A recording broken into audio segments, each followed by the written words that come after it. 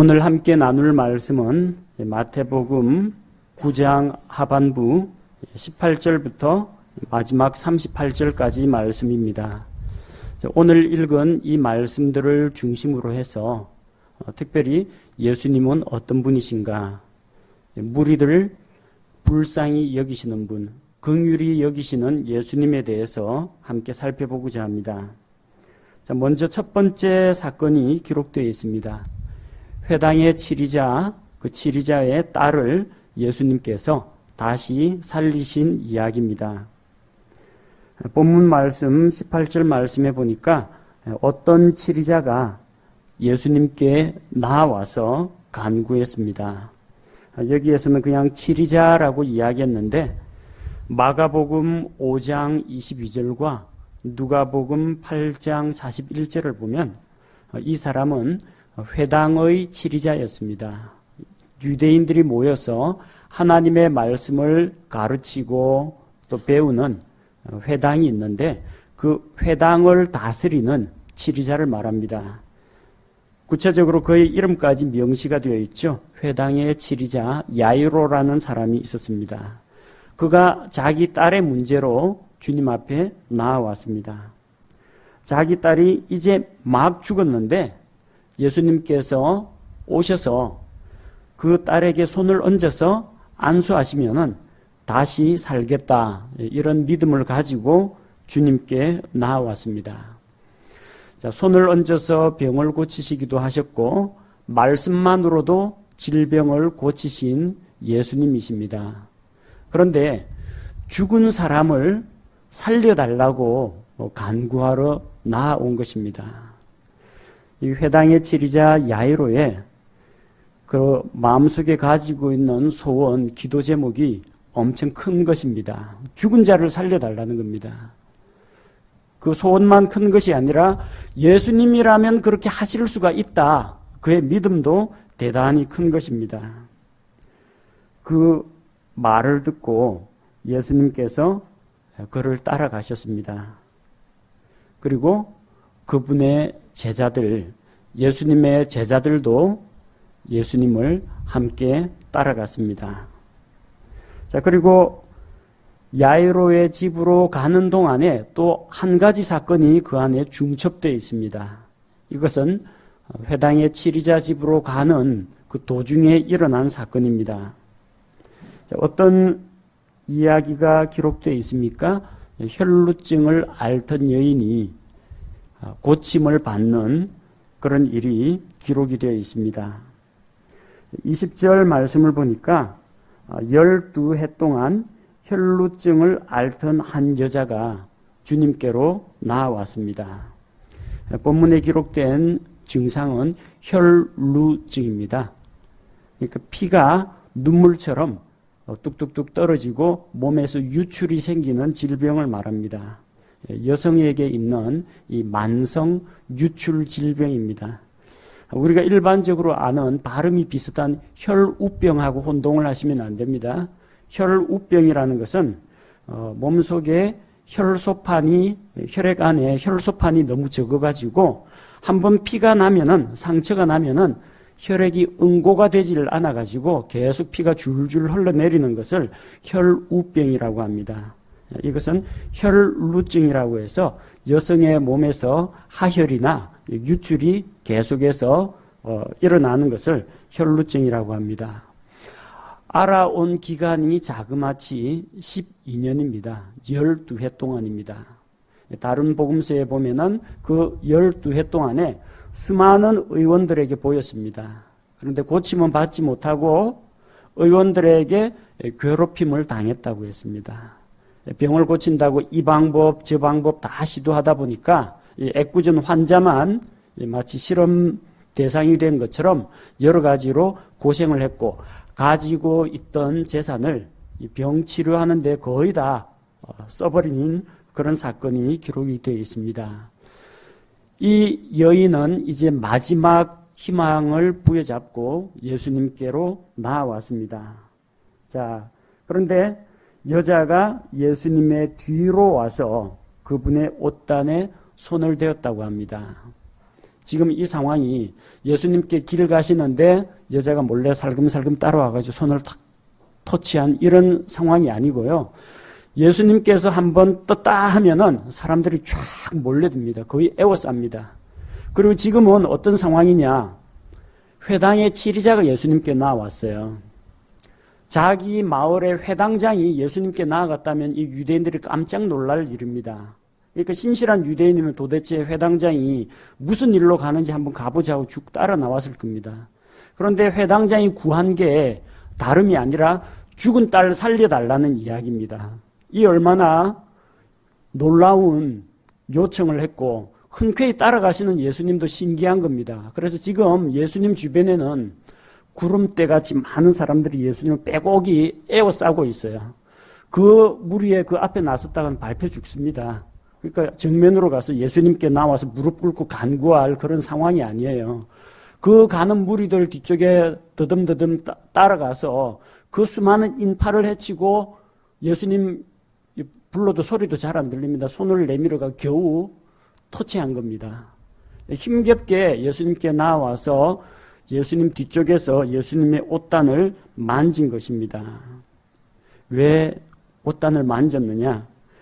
21절 말씀에 그 여자가 속으로 생각하기를 내가 그분의 옷에 손을 대기만 해도 온전하게 되리라, 이런 믿음을 가지고 있었습니다. 하나님께서 가서 예수님 옷자락 만져라 그럼 병 낫는다 이런 약속을 주신 적이 없어요. 또 성경 어디에도 예수님 옷 만지면 병 낫는다는 그런 기록도 없습니다. 이런 식으로 병을 고친 적이 없습니다. 지금까지. 예수님께서 어루만져 주시거나 직접 병에 대해서 질병이 떠나도록 명령을 하거나 하셨지, 여자 스스로 자기가 주님께는 이러한 능력이 있다라는 것을 믿습니다 해서 자기의 믿음대로 손을 내밀어서 예수님을 만져서 나은 사례는 이것이 처음입니다. 그 여인의 그런 생각, 그 여인의 생각은 단순히 희망사항이 아니었습니다. 자기가 방법을 다 설정해 놓고 내가 이런 방식으로 병 낫기를 원하니까 하나님께서 이 방식으로 역사해 주십시오 하고 하나님을 조른 것이 아닙니다. 그런데 하나님께서는 그 여인의 믿음에 따라서 병을 고쳐주셨습니다. 그 여인은 속으로 생각하기를 예수님의 옷 단만 만져도 병 낫는다, 막연하게 생각만 하고 있었던 게 아닙니다. 믿음은 지식이나 생각이나 관념이 아니고 의지적인 순종입니다. 예수님을 그렇게 믿는다면 그 믿음에 따른 의지적 결단이 나와야 됩니다. 예수님께 나아가야 됩니다. 자기가 만지면 낫겠다 생각을 가지고 있으면 만져야 낫는 겁니다. 그래서 여인은 자기의 믿음을 행동으로 입증해 보였습니다. 그리고 과연 병이 나았습니다. 예수님께서 돌이켜 그녀를 보셨습니다. 뒤쪽에서 누가 옷자락을 만졌는데 예수님의 등을 떠민 것도 아니고 옷자락만 만졌는데 예수님께서 알아차리시고 뒤를 돌아보셨습니다.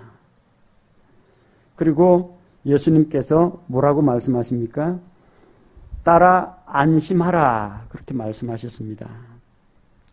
여인은 자기가 병이 나았다는 것을 순간적으로 깨달았습니다. 예수님에게서 능력이 나와서 자기의 병이 치료가 된 것을 스스로 알게 되었습니다. 그래서 두려워했습니다. 허락도 없이 예수님께 손을 댔다는 이런 것 때문에 죄송하기도 하고 부끄럽기도 하고 어쩔 줄 몰라 하는데, 주님의 첫 말씀은 그녀를 안심시킵니다. 안심하라라고 하시면서 내 믿음이 너를 온전하게 하였다고 하셨습니다. 그녀의 병을 고친 것은 주님께 대한 그녀의 믿음이었습니다. 옷단을 터치하는 이 행동이 아니라 그렇게만 해도 병이 나을 것이라는 믿음이 그 병을 고쳤다는 것입니다. 예수님 옷자락 만진다고 다 병이 낫는 건 아닙니다. 다른 복음서 누가복음에 보면은 예수님께서 자기에게서 능력이 나간 것을 아시고 누가 내 몸에 손을 대었느냐 하고 물어보셨습니다. 그러자 제자들이 하는 말이 예수님, 지금 무리가 에워싸고 밀고 당기고 하는 거 안 보입니까? 누가 누군지 알 수가 있습니까? 여러 사람이 예수님 만지고 여러 사람이 예수님을 밀쳤다는 겁니다. 수많은 사람들이 예수님께 몰려와서 그분을 밀고 거의 떼밀리다시피 해서 이 무리가 쭉 이동하는 겁니다. 그런데 신기하게도요, 여러 사람이 예수님을 옷자락을 만진 사람도 있고 예수님을 밀치기도 하고 이랬지만 병 나은 사람은 한 명밖에 없다는 것입니다. 자, 여기서 뭘 알 수 있습니까?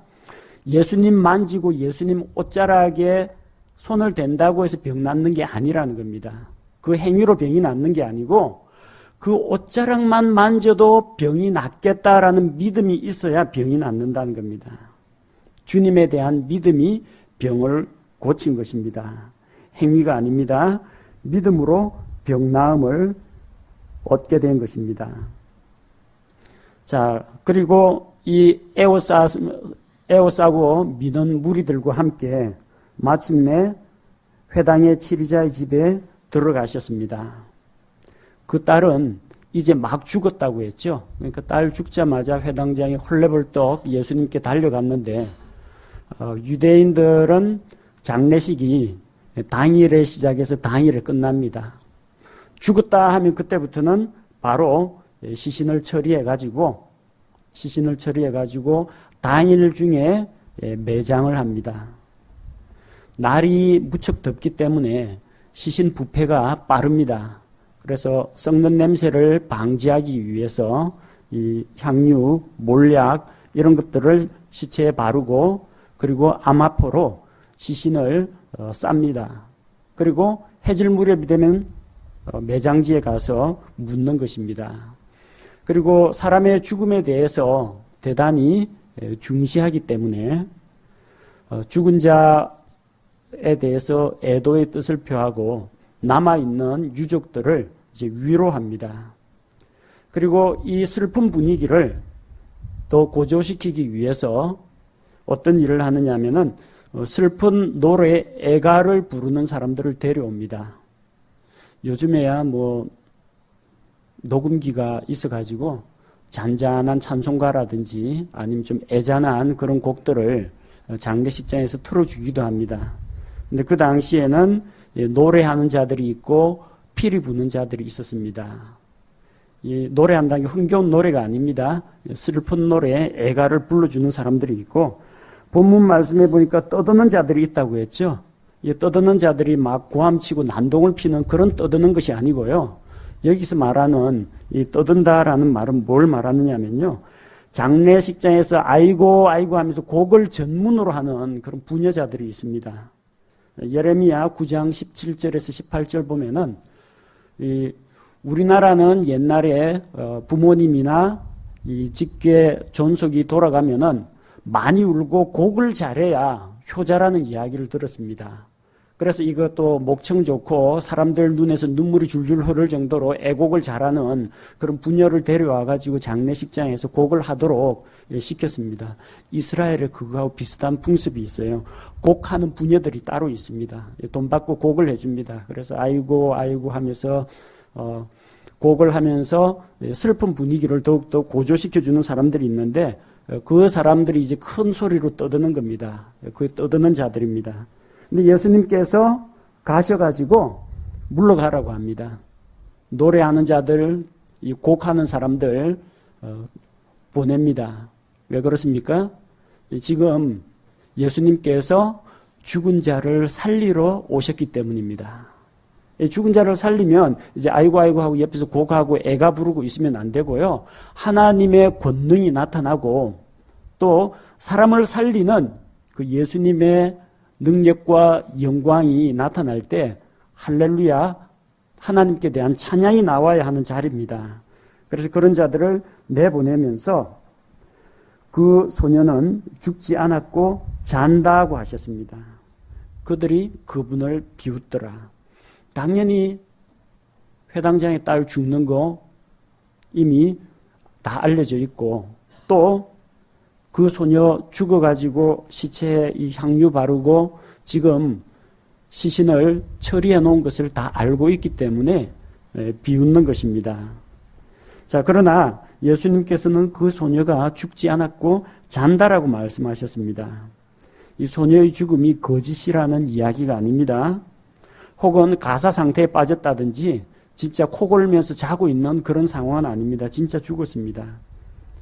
다 죽었으니까 애곡을 하겠죠. 그리고 죽었으니까 자기 아버지가 와서 죽었지만 살려달라고 하는 겁니다. 많은 경우에 여호와의 증인이나 안식교에서는 이 구절을 가지고 영혼 수면설을 주장합니다. 사람이 죽으면 아주 죽는 것이 아니라 잠을 잔다. 육체는 땅에 묻히지만 영혼은 수면 상태에 빠진다. 의식이 없는 상태로 마지막 심판 때까지, 마지막 부활 때까지는 깊은 잠에 빠진다. 그런 주장을 합니다. 그러나 여기서 이야기하는 것은 혼의 수면설을 이야기하는 것이 아니고요. 사람의 관점에서 볼 때 그녀의 몸은 죽었다는 것입니다. 죽음이 무엇입니까? 영과 혼이 죽어서 소멸되고 없어지는 것을 말하는 것이 아니고 그 영과 혼이 영은 주신 하나님께로 돌아가고 혼은 구원받았느냐 받지 못했느냐에 따라서 낙원으로 가거나 지옥으로 들어가는 겁니다. 영과 혼이 몸에서 빠져나간 상태가 우리 사람들이 말하는 죽음이라는 것입니다. 하나님의 관점에서 볼 때, 예수님은 하나님이시죠? 하나님의 관점에서 볼 때는 육체의 죽음이라는 것은 영과 혼이 육신하고 잠시 이별하는 겁니다. 그래서 존재 자체가 소멸되는 것이 아니라 잠시 자다가 다시 깨는 과정, 부활의 때에 다시 일어나죠. 그때까지 잠시 자다가 다시 깨는 것에 불과합니다. 구원받은 백성이라면 영광스러운 부활에, 구원받지 못한 죄인들이라면 수치와 영원한 형벌에 이르는 그런 부활을 경험할 것입니다. 그때까지 잠시 이별을 해 있다가 그리고 몸과 영과 혼이 다시 만나는 그때까지를 생각해 보면 마치 잠을 자다가 일어나는 것과 같다는 것입니다. 이것은 하나님이신 예수님의 관점에서 볼 때 죽은 것이 아니라 잔다라고 표현한 것이고, 사람들의 관점에서 볼 때는 영과 혼이 육신에서 빠져나갔기 때문에 이것은 확실한 육체적인 죽음입니다. 예수님께서는 그 사람들을 내보내시고 들어가사 그녀의 손을 잡아서 일으키십니다. 예수님께서 그녀의 손을 잡으니까 그녀가 일어났습니다. 예수님께서는 생명과 사망을 주관하시는 하나님이시라는 그 사실을 우리에게 보여주고 있습니다. 이 일로 인해서 예수님의 명성이 온 땅에 널리 퍼졌습니다. 단순히 병을 고치는 그런 분이 아니라 죽은 자도 살리시는 분이라는 겁니다. 누가 이 일을 할 수 있겠습니까? 하나님이 아니면 불가능하다는 것입니다. 이 놀라운 기적이 일어나면요, 어떤 일이 일어나야 합니까? 기적이 일어난 곳에는 하나님의 영광이 나타납니다.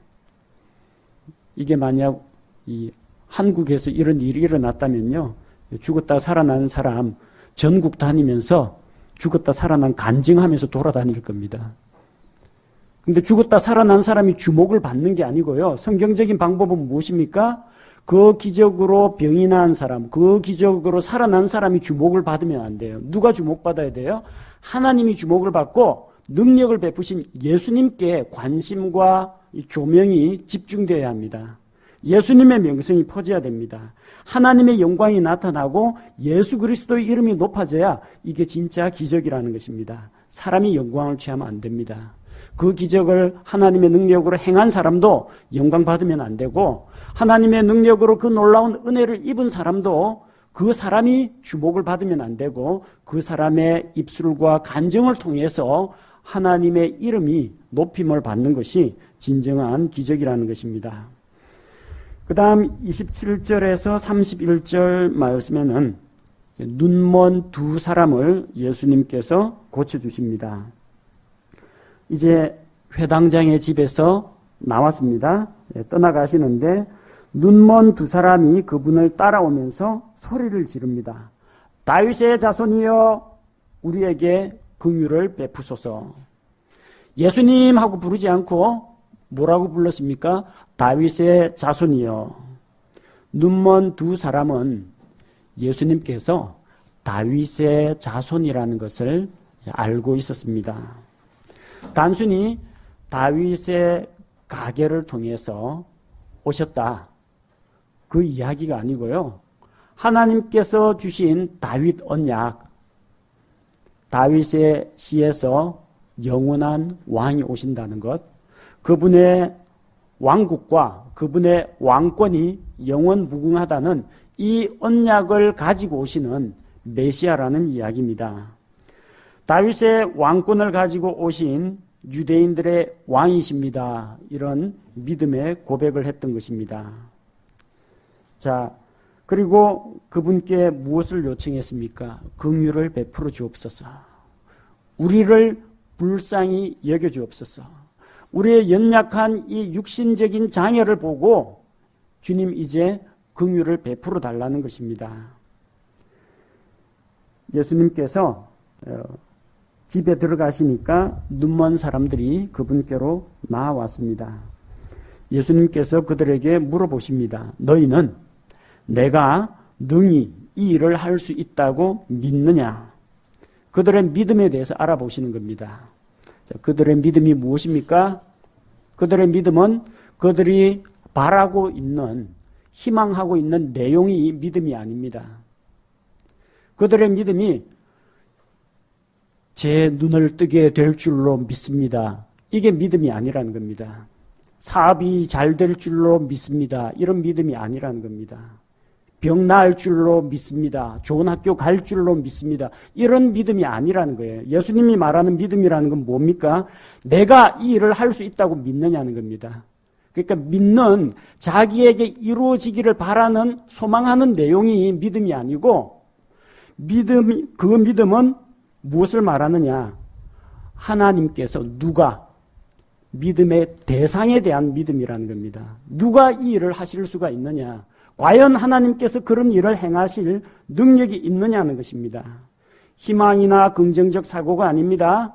자기들이 믿고 싶어 하는 내용, 이루어졌으면 하는 소망이 아니라 믿음의 대상이 누구냐 하는 겁니다. 믿음의 대상은 예수님입니다. 예수님에게 능력이 있다고 믿느냐? 그것이 바로 그들의 믿음이었습니다. 그래서 그들이 고백했습니다. 주여 그러하오이다. 우리는 주님을 신뢰합니다. 주님에게 그 능력이 있다는 것을 믿습니다. 이것이 그들의 믿음이었습니다. 그래서 예수님께서 뭐라고 답하셨습니까? 그들의 눈에 손을 대시며 이르시되 너희 믿음대로 그 일이 너희에게 이루어질지어다. 너희 믿음대로 그 일이 너희에게 이루어질지이다. 앞쪽 문맥과 연관지어서 생각해야 됩니다. 무엇이건 원하는 대로 이루어진다, 그런 이야기가 아닙니다. 내가 병 낫겠다 믿으면 병이 나아지고, 눈 뜨겠다 생각하면 눈을 뜨게 되고, 돈 벌겠다 생각하면 부자가 된다, 그런 믿음이 아니라는 겁니다. 앞서 말씀드린 것처럼 너희 믿음대로인데 그들의 믿음은 무엇입니까? 믿음의 대상이신 주님에 대한 믿음이었다는 겁니다. 그래서 주님께서 그 일을 하실 수 있다라는 믿음 그대로 예수님의 능력이 그들에게 나타났습니다. 자, 그들에게 손을 대시며 너희 믿음대로 그 일이 너희에게 이루어질 것이라고 하셨습니다. 말씀만으로 하지 않으시고 손을 직접 눈에다 대신 것입니다. 손을 대야만 능력이 나가는 그런 것은 아닙니다. 말씀만으로 너희 눈이 열릴지어다 그럴 수도 있지만, 그 연약한 사람은, 앞을 못 보는 사람, 이 감겨진 눈, 이게 얼마나 예수님께서 불쌍하고 안타까웠던지 직접 그 눈을 만졌습니다. 우리도 그러지 않습니까? 여러분 아들, 딸 길에서 넘어지면 무릎 까졌네, 피 많이 나네, 아프겠다. 누가 그런 식으로 이야기합니까? 가가지고 이 흙 털어주면서 아이고 많이 아프지 하면서 후 불어가면서 쓰다듬고 어루만지지 않습니까? 왜 그렇습니까? 불쌍하고 안타깝고 동정하기 때문에 그렇습니다. 우리 주 예수님께서는 창조주 하나님으로서 이런 미약한 창조물을 보고 안 됐네, 그런 식으로 가만히 말만 하시는 것이 아니라 직접 얼마나 우리를 긍휼히 여기시는지 실제 그 마음속에 있는 것을 행동으로 나타내 보여주신 것입니다. 그리고 그들의 눈이 열렸습니다. 예수님께서는 그들에게 엄히 명하여 이르시되 아무에게도 그것을 알리지 말라고 하셨습니다. 또 눈 떴다라는 이야기, 동네방네 다니면서 이야기하면 눈먼 사람들 또 다 나올 테고 나병 환자 다 나올 테고 여러 사람들이 주님께 나옵니다. 물론 주님께서 고쳐주시죠. 그러나 예수님의 본질적인 목표는 십자가에서 사람들의 죄를 대신 담당하시고 죽으시고 부활하시는 구속 사역이 가장 중요한 것입니다. 병 고치는 사역에만 매달릴 수가 없습니다. 예수님께서 그렇게 엄하게 경계하시고 보냈지만 이 눈을 뜨게 된 자들은 자기들이 받은 은혜에 대해서 간증을 하지 않을 수가 없었습니다. 그래서 그들이 떠나가서 그분의 명성을 온 지역에 널리 퍼뜨렸습니다. 자, 그들이 간증한 내용이 무엇인지 보십시오. 내 눈 떴다 이 소문을 퍼뜨린 게 아닙니다. 그분의 명성이 퍼졌습니다. 예수님에 대한 좋은 소문, 예수님에 대한 이 찬미, 이런 내용들이 퍼져나가는 것입니다. 간증이라는 것이 이런 것입니다. 나를 통해서 하나님께서 영광을 받으시도록 하는 것이 간증이라는 것입니다. 주님께서 하지 말라고 하셨는데도 은혜와 감격이 넘쳐나면 하게 됩니다. 그렇다고 예수님께서 누가 내 소문 퍼뜨렸어 해서 또다시 붙잡아가지고 벌 주시거나 그러지는 않습니다. 얼마나 감사와 감격이 넘쳤으면 두루 다니면서 예수님 이야기를 하고 다녔겠습니까? 하지 말라고 해도 이 은혜가 넘치고 감격이 넘치면 행하게 됩니다. 하물며 주님께서 하라고 명하신 전도의 사명이야말로 하지 말라고 하는 그 간증도 열심히 한다면 하라고 명령하신 이 전도, 이런 것들은 더 열심히 해야 하지 않겠습니까? 다음으로 주님께서 이제 말 못하는 자를 만나셨습니다. 이 말 못하는 자는 어떤 신체적인 장애 혹은 발성기관의 기형, 이런 문제가 아니라 32절 말씀해 보니까 마귀 들려 말 못하는 자라고 했습니다. 자, 모든 말 못하는 자, 벙어리나 귀머거리가 다 마귀 들린 현상은 아닙니다.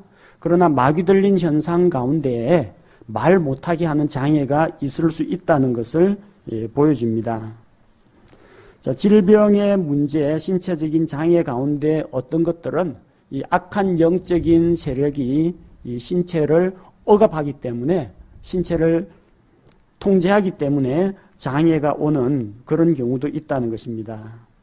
그래서 이런 경우에는 어떻게 하는 것이 해결책입니까? 먼저 마귀를 내쫓아야 합니다.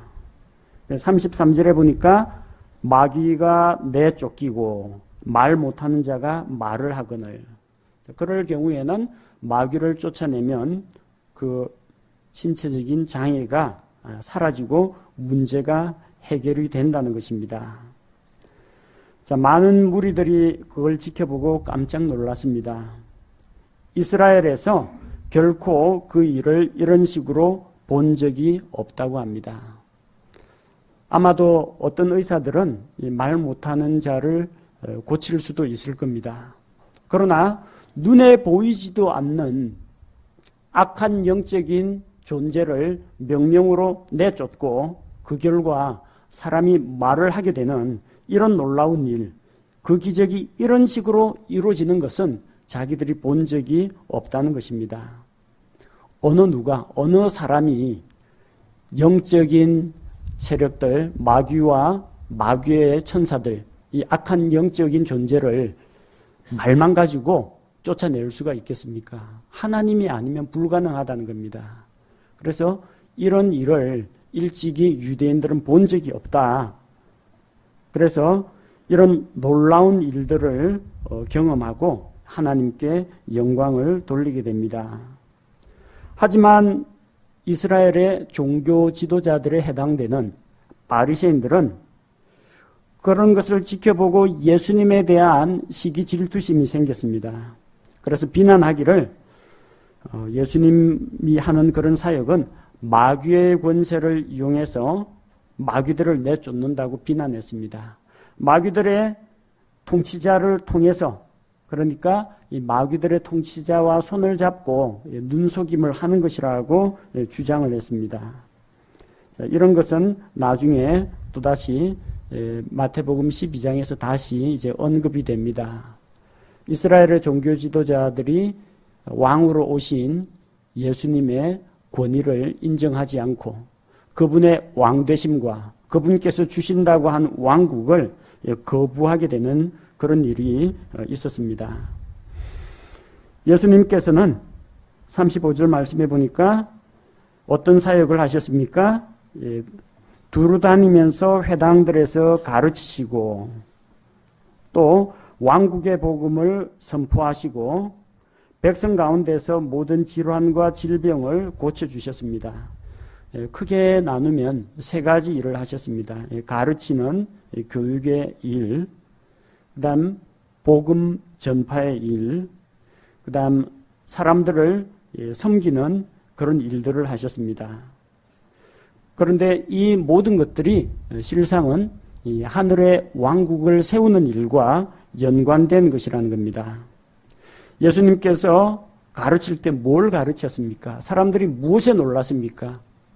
권세 있는 교훈에 놀랐습니까? 그분의 교리에 놀랐습니까? 교리에 놀랐습니다. 왕국의 교리를 가르치셨습니다. 무엇을 선포하셨습니까? 왕국 복음을 선포하셨습니다. 왜 병을 고치고 마귀들을 내쫓으셨습니까? 그게 메시아 왕국의 표적이기 때문입니다. 그래서 이런 일들은 예수님께서 왕국 사역, 하늘의 왕국과 관련된 그런 사역을 하셨다는 것을 보여줍니다.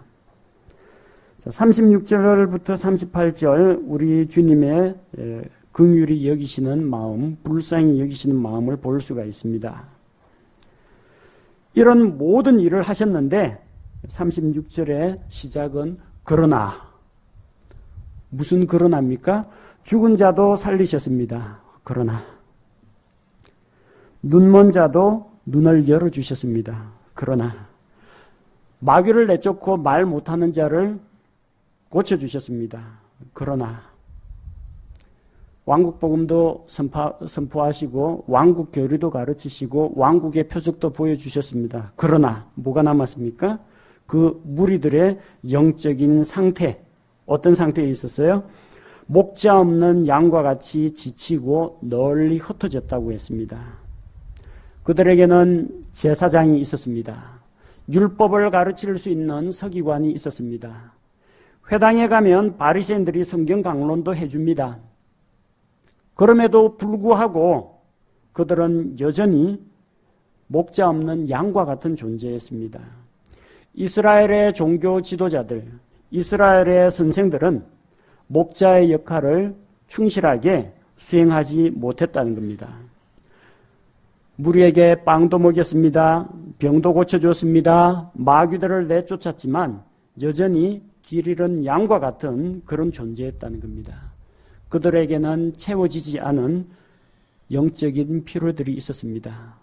병 낫고 배부르고 이런 거 말고 채워져야 할 영적인 필요, 죄의 문제를 해결하고 하나님과의 교제 관계를 회복하는 보다 더 중요한 문제들이 그들에게 남아 있었다는 것입니다. 그래서 우리 주님께서 자기 제자들에게 말씀하셨습니다. 진실로 수확할 것은 많되 일꾼들이 적다고 했습니다. 오늘날 전 세계 인구를 살펴봐도 믿고 구원받은 그리스도인들보다는 아직까지 복음을 들어보지 못했거나 복음을 들었지만 복음을 거부하고 지옥으로 달려가고 있는 사람들이 훨씬 많다는 것입니다. 수확할 것은 많고 일꾼이 적습니다. 그런데 많은 경우에 어떤 사람들은 생각하기를 사역자는 많은데 전도 대상자가 적다고 주장을 합니다. 한 해에도 대한민국 각 신학교에서 수많은 신학생들을 배출을 합니다. 각 교단이나 노회나 이런 데서 이 목사 안수 줘가지고 사역자로, 전도사로, 목사로 세우는 사람들 많습니다. 사역자는 대량으로 쏟아져 나오는데 사람들이 적다고 합니다. 사람들이 잘 안 온다. 복음 들을 사람이 너무 적다. 그런 식으로 이야기합니다. 그러나 실상은 그 반대입니다. 우리 주변에는 구원받아야 할 사람들이 너무나 많습니다. 아직까지 복음을 들어보지 못했거나 또 들었지만 복음을 향해서, 주님을 향해서 마음을 열지 못한 그런 사람들이 너무 많습니다. 그럼에도 불구하고 사역자가 너무 적습니다. 좀 목자의 역할을 할 수 있는 사역자가 더 많아졌으면 좋겠습니다. 이 부산 말고 이웃한 저 다른 지역들, 마산, 창원, 김해, 양산, 울산, 대구 이 남부 지방만 해도 목자가 없어가지고 고생하고 방황하고 있는 수많은 사람들이 있습니다. 일꾼들을 좀 많이 세웠으면 좋겠고 하나님께서 신실한 일꾼들을 많이 세워줬으면 좋겠습니다. 우리 주님께서는 바로 그런 일 때문에 이 무리들을 어떻게 다룰 것인가 그런 문제보다도 소수의 정예화되어 있는 제자들을 어떻게 양육할 것인가 거기에 더 많은 비중을 가지고 활동하셨습니다. 그래서 첫 번째로 이런 영적인 필요를 발견했다. 사역자는, 말씀 사역자는 적은데 영적으로 갈급한 사람들은 처처에 너무 많다. 이런 필요를 발견했을 때 어떻게 할 것인가? 그 첫 번째 단계는 기도입니다. 38절에 보니까 너희는 수확하시는 주께 기도하여 그분께서 그분의 수확밭에 일꾼들을 보내실 것을 청하라고 했습니다. 수확하시는 주인이 누구십니까? 하나님이시죠. 하나님께 기도해서 또 밭은 누구 밭입니까? 목회자들 밭이 아닙니다. 전도자의 전도 밭이 아닙니다. 전도해갖고 내 사람 만들고 내 교인 만드는 거 아닙니다. 누구 수확밭이에요? 그분의 수확밭입니다. 하나님의 수확밭이에요. 우리는 뭡니까? 그냥 일꾼이에요, 일꾼. 우린 주인 아닙니다. 일꾼입니다. 그런 신실한 일꾼, 수확할 수 있는 일꾼들을 보내달라고 기도하라고 했습니다. 제자들에게 말씀하신 그 내용은 너희는 하나님께 기도해서 하나님의 수확밭에 그분께서 신실한 일꾼들을 보내달라고 구하라고 했습니다. 예수님이 제자들한테 명령하셨잖아요. 제자들이 그렇게 기도했겠어요? 안 했겠어요? 그렇게 기도했습니다. 예수님이 그렇게 기도하라고 하니까 아버지 하나님 이 유대 지역에 신실한 일꾼들을 보내주셔서 이 혼들을 수확할 수 있게 해주십시오. 그렇게 제자들이 기도했을 겁니다. 그렇게 기도한 그 제자들이 수확밭에 나아가서 일하는 일꾼들이 되었다는 겁니다. 쓰임받기 원하십니까? 혼을 구원하기를 원하십니까? 우리 교회에 신실한 일꾼들을 보내주십시오. 일꾼들을 세워주십시오. 열심히 기도하십시오. 기도하다가 하나님께서 외부에서 일꾼들을 보내주시는 그런 경우도 물론 있겠지만 그렇게 혼의 추수에 관심이 있는 그런 사람들을 주님께서 일꾼으로 사용하신다는 겁니다. 영혼 구원을 위해서 기도하는 사람을 하나님께서 일꾼으로 들어 사용하신다는 것입니다. 오늘 마태복음 9장 하반부 말씀을 살펴보았습니다. 우리 주 예수님은 어떤 분이십니까? 혈루증 앓는 여인 12해 동안 고생하고 괴로움을 당하던 그 여인을 안타깝게 여기셨습니다. 이제 12살 남짓된 어린 소녀가 채 피지도 못하고 안타깝게 죽은 것을 보고 주님께서 불쌍히 여기셨습니다. 눈먼 자들이 다윗의 자손이여 하고 부르짖는 그 앞 못 보는 자들의 그 갑갑함과 안타까움 주님께서 동일시하셨습니다. 하나님의 형상으로 창조된 그 사람이 마귀에게 짓눌려 가지고 말 못하는 것을 보고 안타까이 여기셨습니다. 이런저런 먹을 것도 주고 육신의 질병도 해결해 줬지만 여전히 채워지지 않은 영적인 갈급함 때문에 목자 이런 양과 같은 그런 자들을 우리 주님께서 불쌍히 여기셨습니다. 주님은 능력의 주님인 동시에 또한 사람들을 긍휼히 여기시는 주님이십니다. 우리 주 예수님을 통해서 이 시대의 사람들에게 과연 무엇이 필요한지 우리가 살펴볼 수가 있습니다. 밥을 먹지 못해서 배 고른 것이 문제가 아닙니다. 경제적 빈곤이 문제가 아닙니다. 병상에서 신음하고 질병에서 벗어나는 것이 이 시대의 필요가 아니고 지옥을 향해서 달려가고 있는 혼들, 진리의 말씀을 듣지 못해서 갈급한 사람들, 이런 사람들 영적인 기근의 문제, 이게 오늘 이 시대의 가장 큰 필요입니다. 그리고 그런 필요를 채워줄 수 있는 일꾼들, 말씀 사역자가 이 시대의 필요라는 것입니다. 우리 이 시대의 필요를 위해서 기도하고 또 그 기도한 바대로 하나님께 쓰임받는 그런 일꾼들이 되도록 기도해야 하겠습니다. 제가 기도하겠습니다.